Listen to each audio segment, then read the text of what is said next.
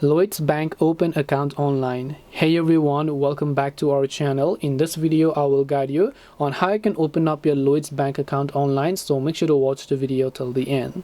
To open up Lloyds Bank account online, go to lloydsbank.com. I'll make sure to drop a link below as well.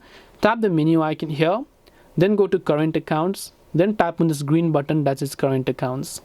On the next page, you should be able to see different sort of current accounts that are available for you to choose from: Classic, Club, Lloyds, depending upon the pricing. Whatever else you prefer, in this case, I'll select Classic, so tap on the Classic option. Now on the next page again, you can see ready to apply. Tap on that option, and here you can see new customer, existing customer. Of course, we are a new customer, so tap on the apply now option. And once we're here again, just keep scrolling to the below, and then here you'll find the continue button, which you can then to tap on it. Once you tap on the continue option again, on the next page it will ask you for a couple of information, so let us wait until we fill in those information. Are you an existing Lloyds Bank customer? No, because I am not a Lloyds Bank customer. If you are, then you can select yes.